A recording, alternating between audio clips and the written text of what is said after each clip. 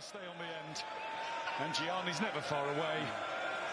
And now it is the moment that the whole of Spain is watching.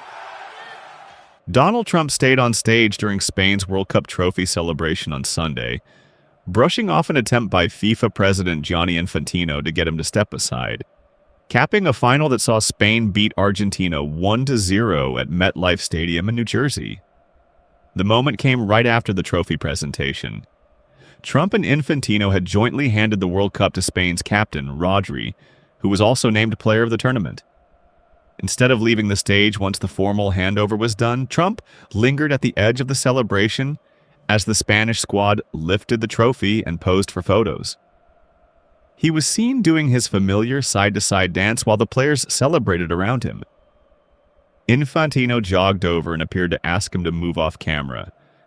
Trump did not comply, and video from the stadium shows Infantino laughing somewhat uncomfortably as he watched the president hold his ground. This was not an isolated incident. Trump did something similar in July 2025, staying on stage during Chelsea's Club World Cup celebration as well. Sunday's final carried its own significance beyond the ceremony.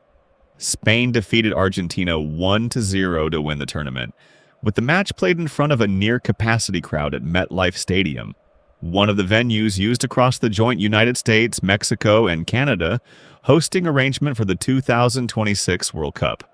FIFA reported a 99.9% attendance figure for the tournament on the day of the final, a number that stood in contrast to earlier concerns raised before the competition about whether ticket prices and logistics in North America might lead to underfilled stadiums. Those fears largely did not materialize by the final. Trump and Infantino watched the match together from a suite protected by bulletproof glass, part of a large security operation around the president's appearance that reportedly included fighter jets on standby near the stadium. When the two men walked onto the pitch after the final whistle for the medal and trophy ceremony, they were met with loud boos from sections of the crowd. Despite that reception, most of the Spanish players shook Trump's hand and thanked him as he distributed medals. Also present on the pitch was Yasser Al-Rumayyan, the Newcastle United owner and a governor of Saudi Arabia's public investment fund, who greeted both Trump and Infantino.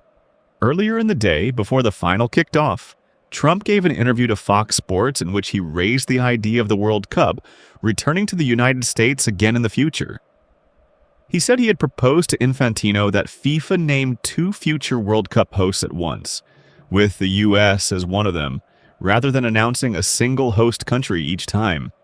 His stated reasoning was that pairing the announcement with another nation would soften any public reaction, taking some of the shock out of the decision.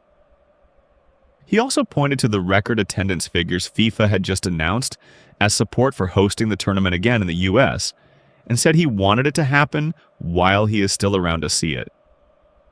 FIFA typically confirms World Cup hosts years in advance through a formal bidding process, not through a request made during a broadcast interview, and Infantino did not offer a public response to the proposal at the time. For Spain, the win adds to a strong run of success.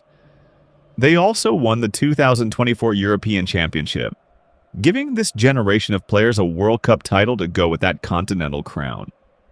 Rodri's Player of the Tournament award continues an impressive individual stretch for the Manchester City midfielder, who won the Ballon d'Or in 2024.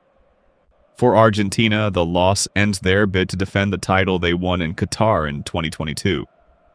For now, the immediate story remains Sunday's ceremony itself.